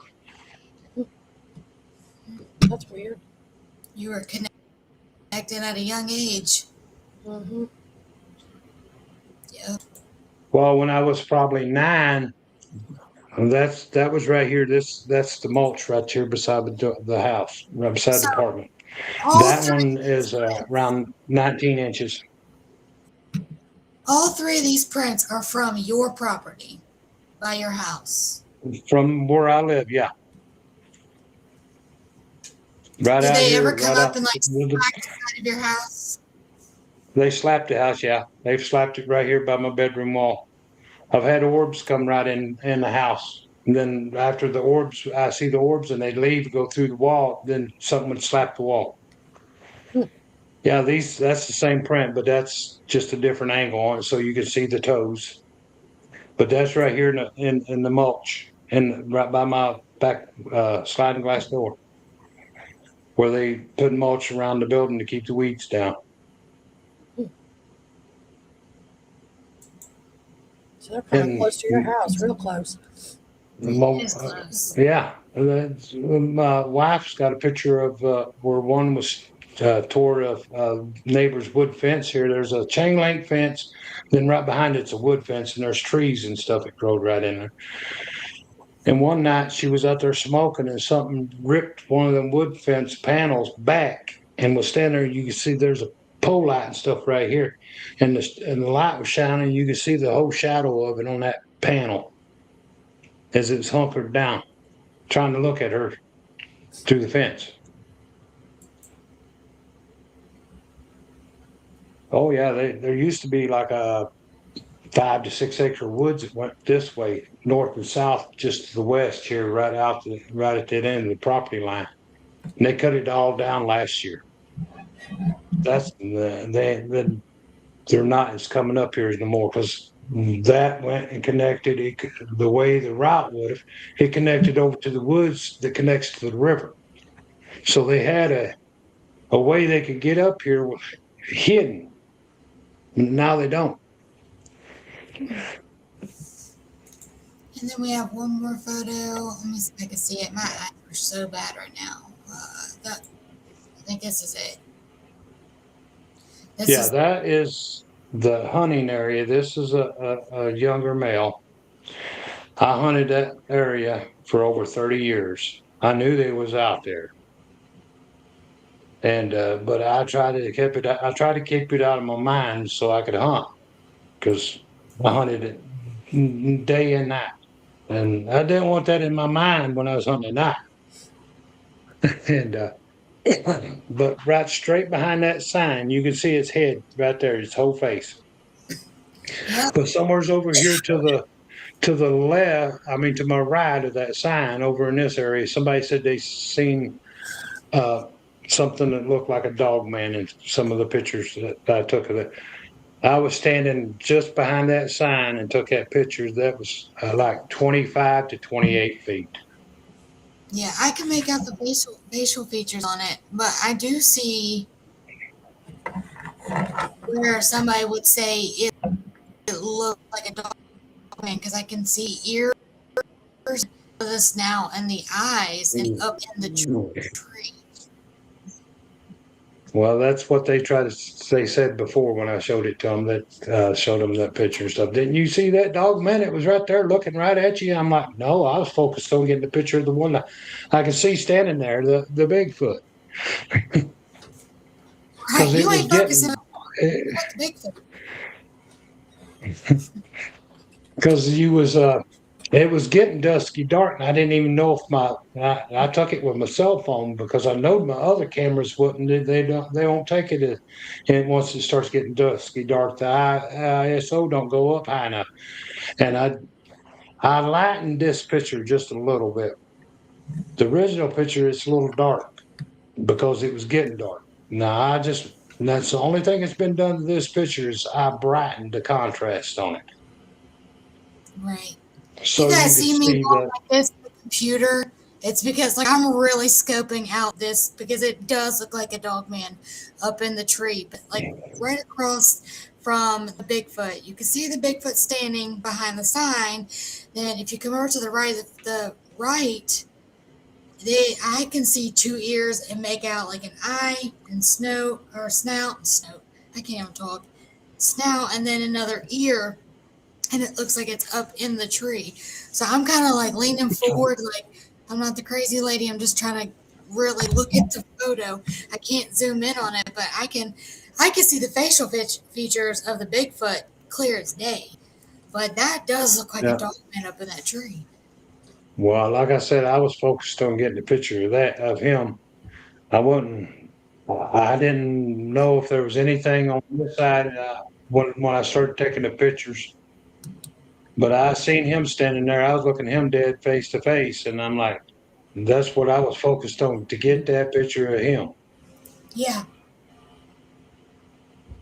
But there's been dog men that right here in right here in town, city limits, last fall is out here at the city reservoir. They have a walking trail and stuff.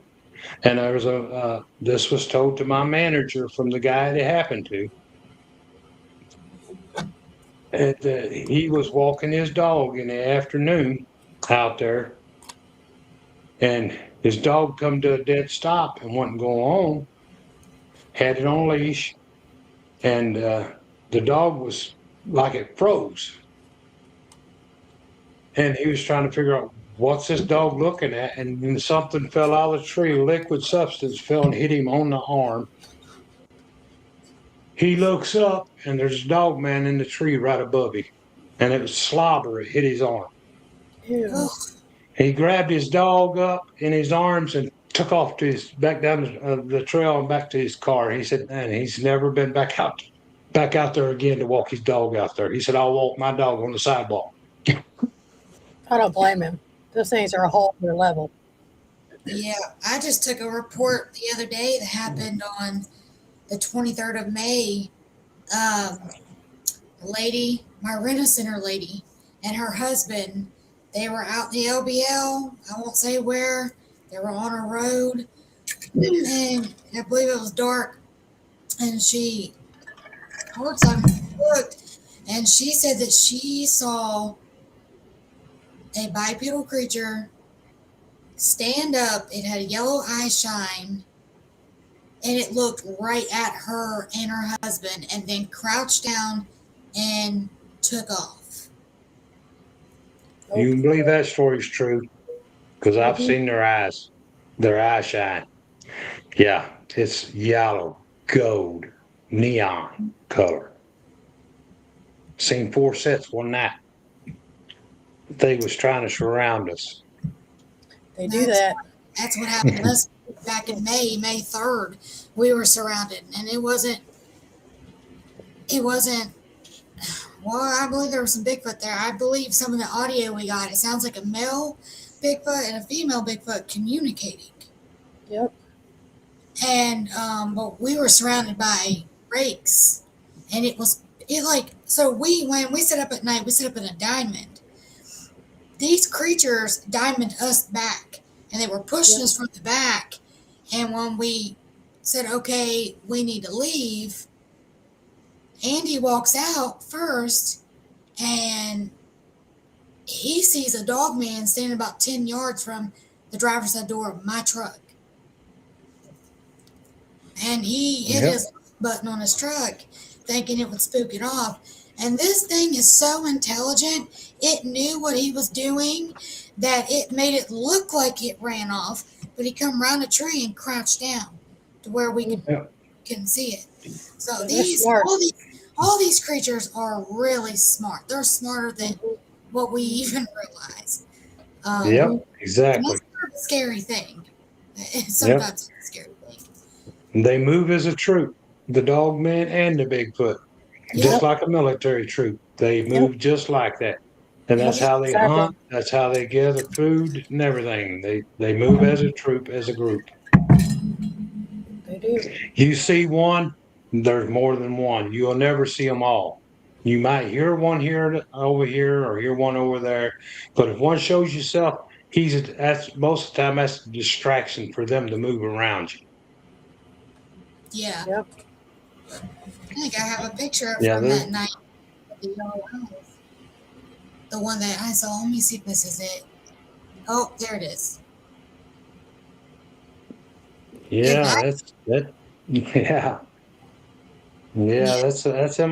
some creepy looking things. Yes, sir, it is. Let me make sure. I don't know if I got all of your photos or not. Let me take a look. I know we did your prints on the truck and behind your house, and Sally. I love Sally. Like that, I just love that story. You should write a book just about Sally.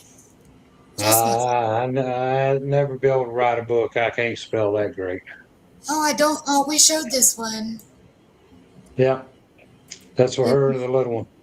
Did we? That's the juvenile that should be the track she's got. Yes. So we got them all. I'm telling you, like, I think have your wife to write a book about Sally, because I love Sally stories. So make sure you keep us posted on any new stories you have with her, because when you told me that thing, that was so. It just blew my mind. I would love to. I want to try gifting, but I don't have a close relationship with one here in the LBO like you do in Salt Fork with Sally, and that's something that I'm working on, because I do know that there's one in there that seems to be protective over me. It protected me the night of the Dogman encounter. It told me to go get out of there. I heard it mind speak to me, go get out of here, go get out of here. And we left. So, and I've seen it several times. I know it's the same one. I'm working on building a more trust with it, so we can have that, tight relationship, and maybe it's a male. Was it a male's voice or was it a female voice in your head? It was a male. And then he's the alpha of that area, of that clan. Yeah. It's either the alpha male or an alpha female that has to accept you into the clan. No other ones will be able to do it. And when their mind's speaking to you, they're the owl. Well, that's good to know. That's really good to know. Because like I said, he protected me. He told me, go get out of here. Go get out of here. And it wasn't like a aggressive voice or anything. It was more like a concerning male voice, like, hey, go get out of here. Go get out of here. And like I walk in there, and last time I went in that area, I thanked him. Like, wherever you are, like, thank you. You know, I really appreciate you looking out for me. So I just I'm working on building that trustworthy relationship with them and let them know that they are safe with me. And I don't take anybody in that area unless it's my team. Yeah, if you're a kind-hearted person and stuff, they know it. They will try to protect you. Because there are some people saying Dog Man's not aggressive. They're not going to do anything. Well, they're more aggressive than most of you Bigfoot. They're not to be trusted as much. You don't want to trust one of them because they have very nasty intentions. A lot of them your food if they catch you in the right predicament. Right. And see, all these cryptids, they know that human, and it gets known that they took it. There's repercussions for this. So most of these 411 missing people and stuff, some of them are from these cryptids. A lot of them are from what they call aliens, but they're not aliens. They're still right here they have their bases underground and in the water. They've been the government made a contract with them for their technology that they're allowed to take so many humans and use for test purposes. That was put in the 1940s and 50s. It's called Blue Book Project. That was signed in by Roosevelt. Yep. They made the agreement after they found the wrecked spaceship out in Arizona. Area 51 and all that's made up for that. Well, government does a lot of stuff. They got underground bases. They do. And I've had people that drove vehicles that hauled these things that he's been in the underground bases, seen their genetic testing and all this other stuff. They've tried to intermix humans with different animals, fish, reptiles, and all this other stuff. He's seen all this. Then the biological war, chemicals, and like the COVID virus that was released in China. All this is going on by all these governments. All of it. And plus all the hidden knowledge. So all we are, if you remember during the so-called pandemic, they always kept saying we need to get the herd vaccinated. You are cattle. Working cattle. That's all we are. Squatch Topic, are you listening to this? Are you still here? I think he went to eat. I think he did too. Yeah, listen. The people don't want to really know the truth of reality. Reality is that's the reason you got a number. They tag cows, they tag animals You was tagged when you got your social security number, Yeah. your driver license number. You are a number to a herd. Mhm. Yeah. People Is there don't a want way to hear to the erase my truth. serial number? I just want my serial number erased.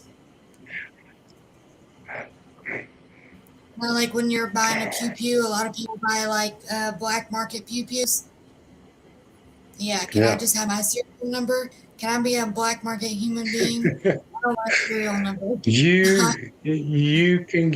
can change your identity and not have a social security number, but then you can't draw. If you work, you won't be able to draw your social security. You don't have no kind of health benefits when you get to the age of retirement unless you got money to pay for all this. They got you in a little square.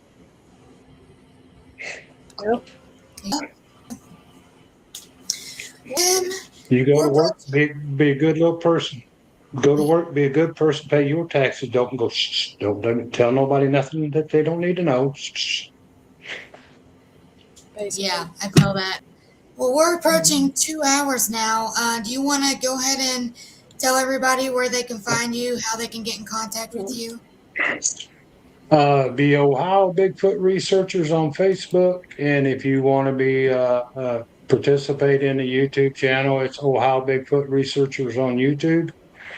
And if you come to join the group, it is please answer the questions or you will not become a member. And there is no harassing, bullying, or any rude comments made in the group, or you will be removed.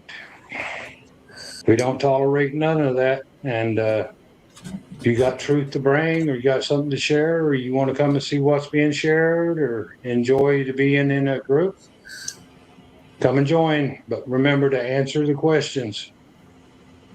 Well, Tim, I appreciate you coming on. It was so short notice. It's been great. I love talking to you on TikTok. Again, I love the Sally story. That got me hooked. And I went on, guys. There's some really amazing stuff on his YouTube and his Facebook. Go check it out. Get subscribe to him. Follow him on Facebook. He has a TikTok. Follow him on TikTok. I think I have all the It's links in the Tim Gayheart on TikTok, or if you don't want to, I'm Tim Gayheart on Facebook too.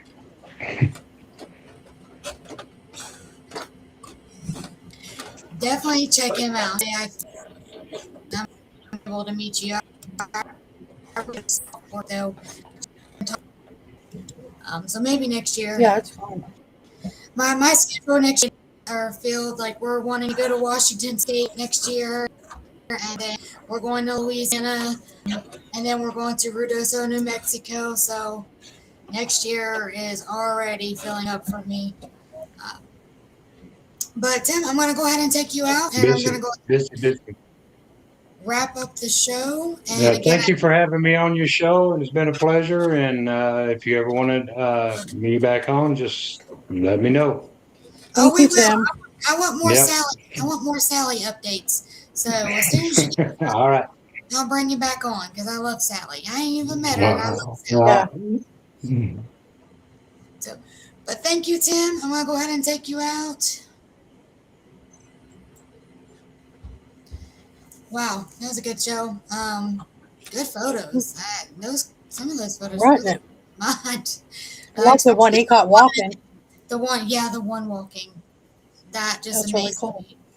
All right, guys. So at the beginning of the show, I was talking a little bit about a little girl, 11-year-old, named Lily Beth. Um, Lily Beth has a pretty serious medical condition that is attacking her organs.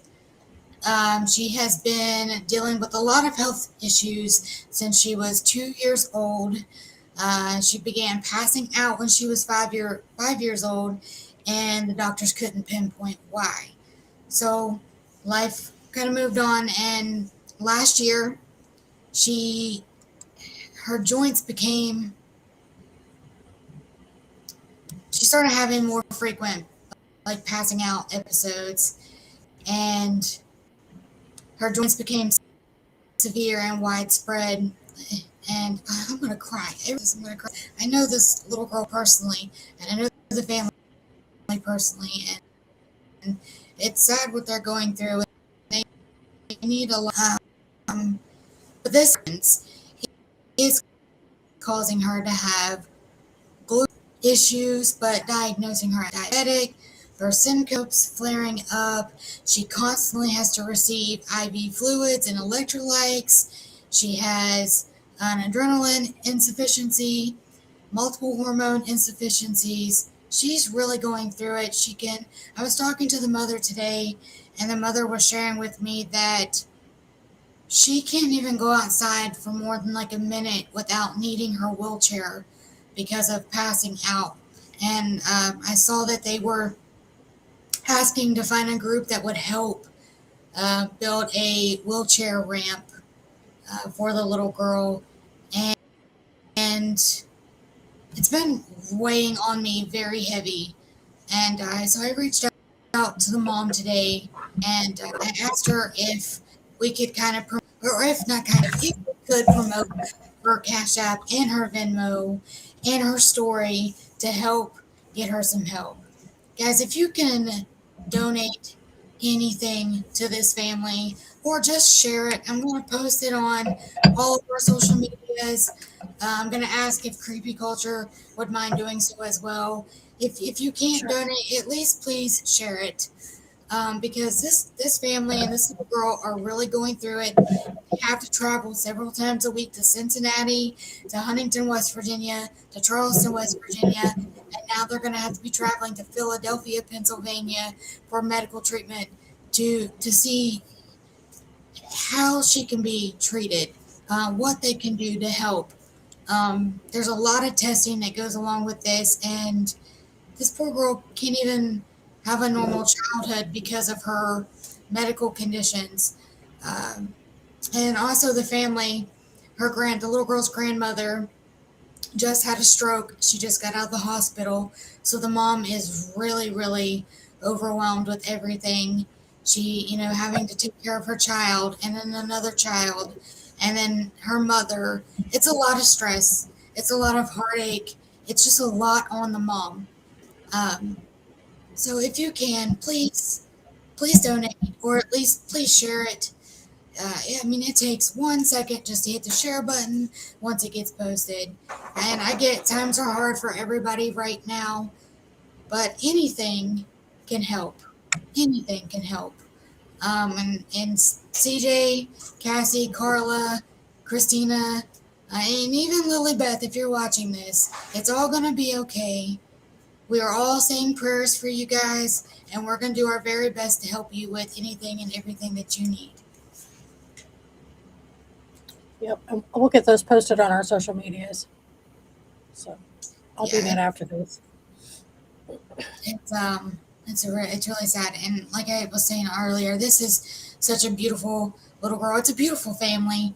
My son had a crush on Lily Beth in kindergarten. They were kind of close in school up until we moved. I've always been close with the family up until I moved, and we kind of, life happened.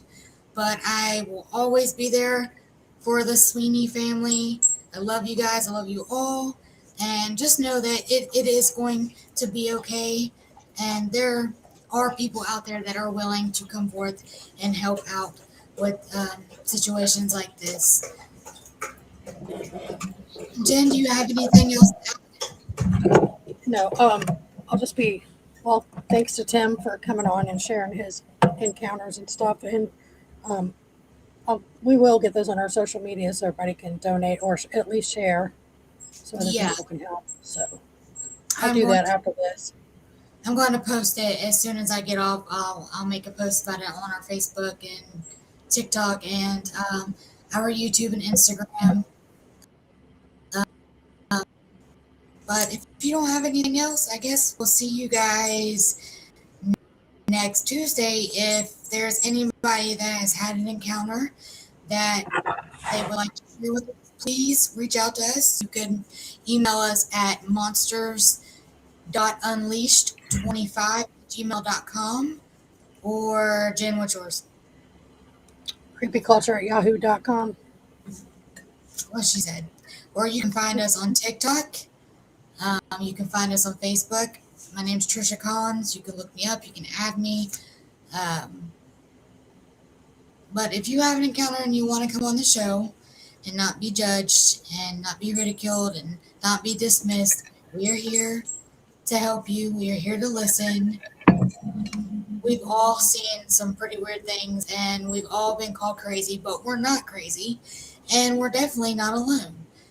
So with that being said, we love each and every one of you, and until next week, this is Cryptid Awakenings.